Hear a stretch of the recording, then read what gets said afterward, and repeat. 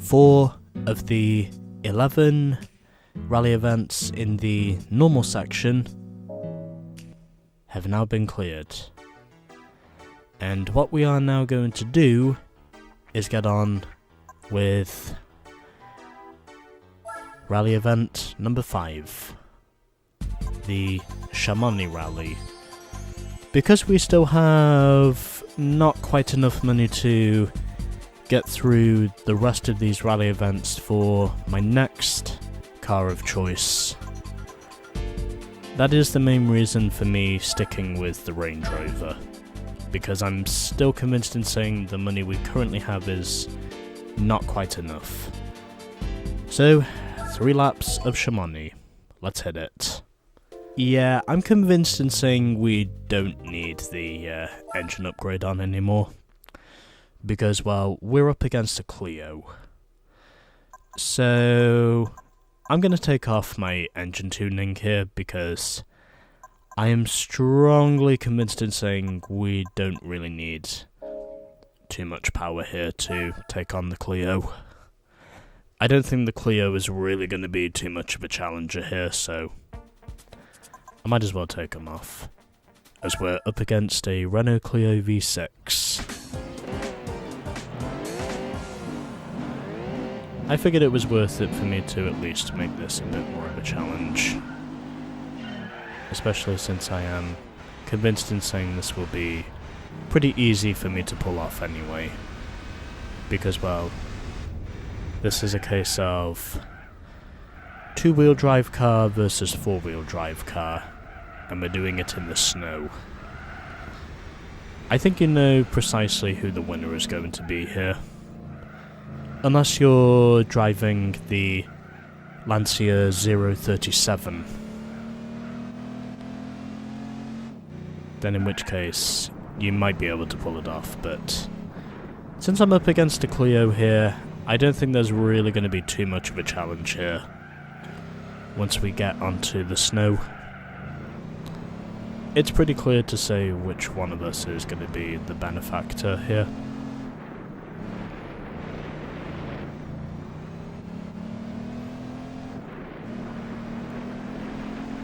Did I remember to fit snow tyres to this thing?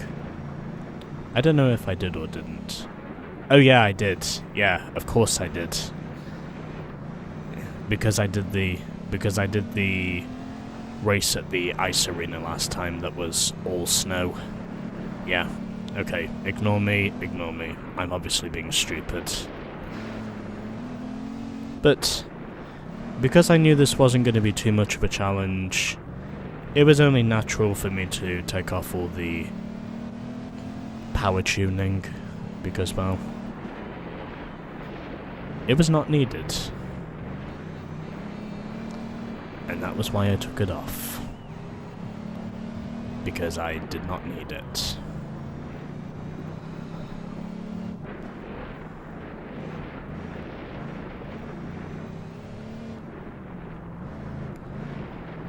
Well, I may have been beaten by the Mitsubishi Starion, but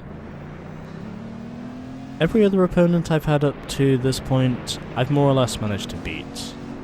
And the Clio is giving me a close battle here, so I better switch back to the hood view, just to make it so I am still concentrating. And, oh, the Clio has spun out. I don't think that was intended by me. Well, that's pretty much... Oh, he's got moving again. I don't think that was really intended by me. He was just trying to go for a maneuver from the outside that I honestly don't think was really going to work out for him. Even if he did try going for it, but unfortunately the maneuver did not work out for him because he was just in the wrong place at the wrong time. And that was why he spun out. I don't think I really did anything wrong in the aftermath. I was just holding my racing line. The Clio was trying to pass me from the outside, and yet ultimately he wound up paying the price for it. Because, well, it's a 2-wheel drive car that's competing against a 4-wheel drive car. And typically, in today's day and age, you more or less know who's going to win that tussle when it comes to conditions like these. I'm also pretty sure I've now passed the 450 mile mark in terms of miles driven.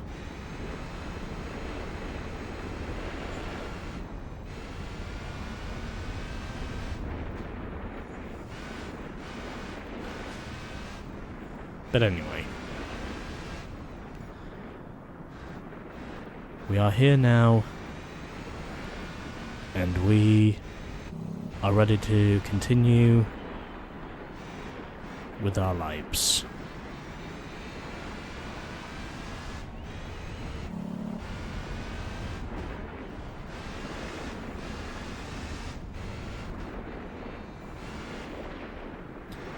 But yeah, having an SUV in the snow, typically you more or less know who's going to win the tussle. And that's pretty much the reason for me choosing this thing for quote-unquote advantages.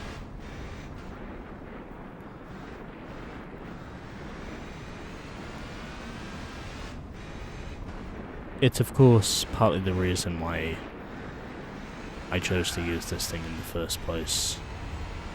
But at least I can say the Clio has not dropped too far back since that little skirmish we had. Of course, I figured he wasn't really going to keep up with me, especially since I do now have an 11.6 second lead up front. So, it's fair to say that we are more or less keeping our tabs over the Clio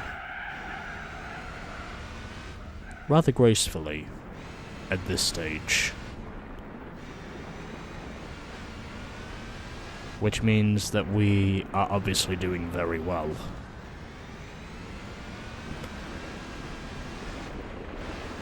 I don't think anyone has really thought about using a Range Rover in the rally events before me, or has at least thought about taking advantage of using the Range Rover, at least on the internet anyway, before me, because, well, again, this is where I dare to be different. But again, because of how easy it was for me to win at Chamonix last time we were here, it seemed only natural for me to simply take off the engine parts because, well, aside from the port polish... Wait, did I even put on port polishing? I don't know if I did or didn't. Well, anyway, I took off the power upgrades because, well, I was convinced in saying they were not needed, since my opponent was, well, a Renault Clio, basically. The V6 Clio, I'll admit, but it's fair to say that up to this stage, the trouble I'm having right now is practically slim to none. And this car is basically doing everything I more or less want it to do. Which is why I've very much proven to be the salient cut above the rest. But there we go. 43 points. A little bit of a skirmish there on that first lap, but either way, I'm convinced in saying the Clio didn't really have a chance at beating me anyway, so... And he is not going to make it to the line. Oh well. Sucks to not have the extra grip, I guess. Still, I kind of knew that was going to be an easy win anyway, so...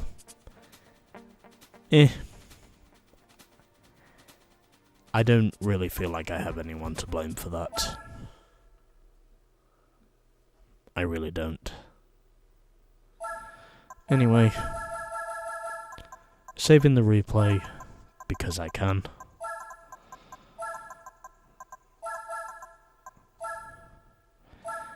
I also figured, of course, this was the best way for me to open up 2025. Because, why not? Okay.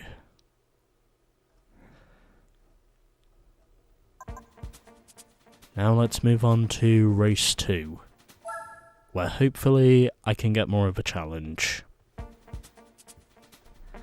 And where this time we are up against the Evo 6 again. I think we were up against the Evo 6. When was it?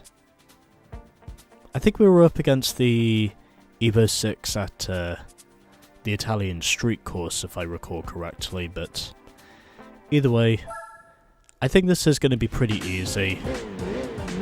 Oh, never mind. It's not going to be pretty easy. We might actually have a challenger here. But, again, because I'm driving an SUV... Oh, come on! Are you serious? Well, fortunately, this course is longer than most of the dirt and snow circuits in this game, so I think we do have time to recover. I don't think we're going to be in too much trouble here, even though I could have put the engine tuning back on, but I think we should be okay. Or if we're not, then I will have to put the engine tuning back on. Because, well, we're up against a more powerful opponent now compared to before.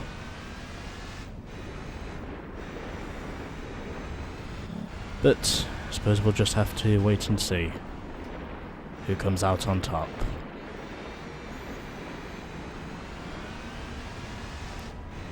But I am convinced in saying I can get this thing to work, because it's what I did before. Plus, I was kind of waiting for a challenger. I think it's fair to say it was probably either going to be a Subaru or a Mitsu that was going to be challenging me. And at this time, he seems to pretty much have me on the dime here. In terms of his overall pace right now. So I think it's fair to say I might have to get a bit swifty here if we're gonna maneuver our way through the tarmac and snow.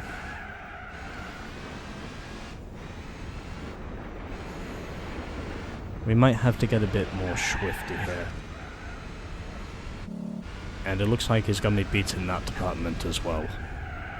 Yeah, 3.3 seconds. That's not going to be easy to recover from. Especially with the way my car is driving right now, which is not very well.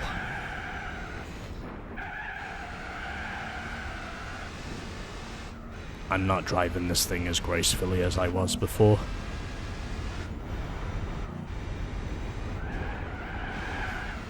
Yeah, gap is now 4 seconds. Yeah, I'm definitely gonna have to be swifty here if I'm gonna try getting up to the front here.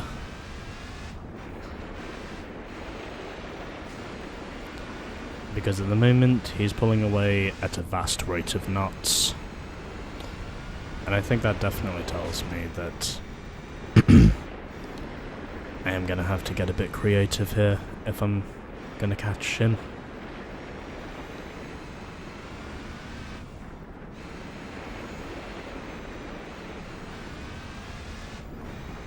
Yeah, I don't think I'm catching him anymore. He's clearly got me on the dime here. Unless it's possible for me to gain some speed back again. At this stage.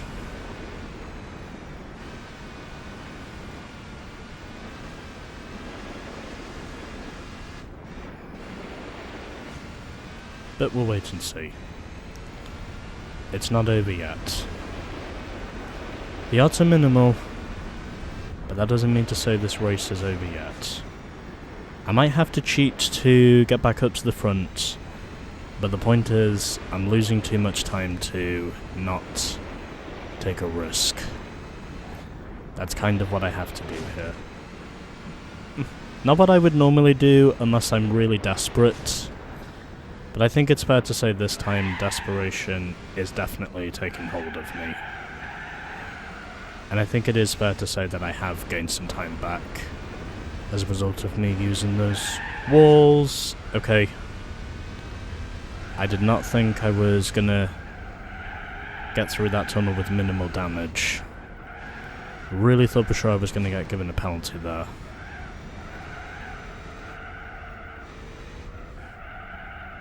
Yeah, this car is not very subjective to handling on tarmac. I probably didn't deserve to win this race anyway because of how much I cheated. But I am prepared to battle to the end. Even if that means I have to cheat in order to get it done.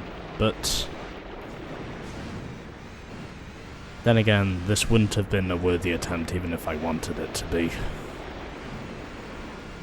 Because I cheated too much. In a run that was probably never going to win me this race anyway. Especially after that penalty I got early on.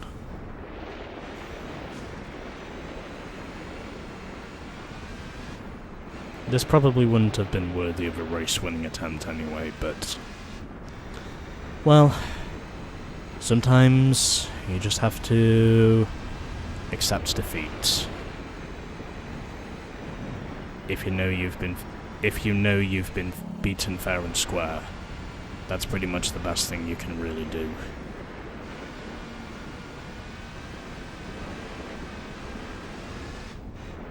At this stage, okay.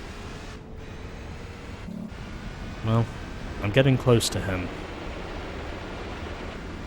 This will definitely be an undeserving win if I do manage to somehow pull this off. Especially since the Evo 6 has more grip on the tarmac than me. I think that's pretty obvious to say. This is going to be a very undeserving win if I actually pull this off.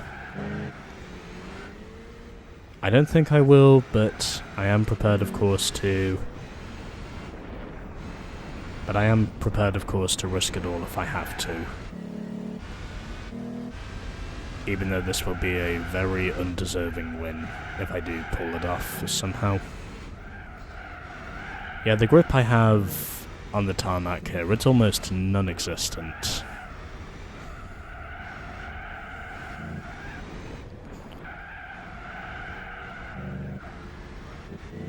Well, looks like the undeserving win is going to happen here because of how much I use the walls, but either way, I somehow got the clean sweep, and the 133 points to boot.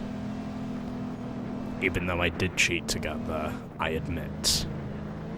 Not the way I would have normally raced, but because I really didn't want to have to do this again, I basically had to cheat. Not exactly the best way to end this off, but either way, sometimes in events like these, you have to go all or nothing. As much as I hate it, I did have to cheat in order to get the win, I admit. And unless I get a ton of complaints about it, I'm probably not going to change that.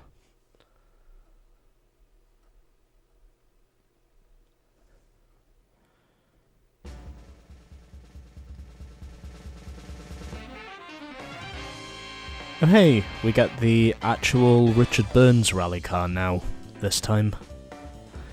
Ironically the same one he used to win the 01 World Rally Championship. Ironically a car that I drove in my previous Let's Play that I completed at the end of last year. Anyway. That was the Chamonix rally, with me scoring what was a mostly undeserving win in the reverse race. But either way, I still won because I really didn't want to have to do this again. Anyway, next up is George V Paris. So, yeah. Another 0.4% of progress is gained. And if I can find it, this is the car we win. The Subaru Impreza rally car from the 2001 season, as driven by Richard Burns. And as I would have expected, pretty much the same selling price as all the other rally cars I've won so far. I'm not surprised. But anyway, there we go. Another rally event is sweeped and done. And next up will be the George V rally, coming in the next episode of GT4.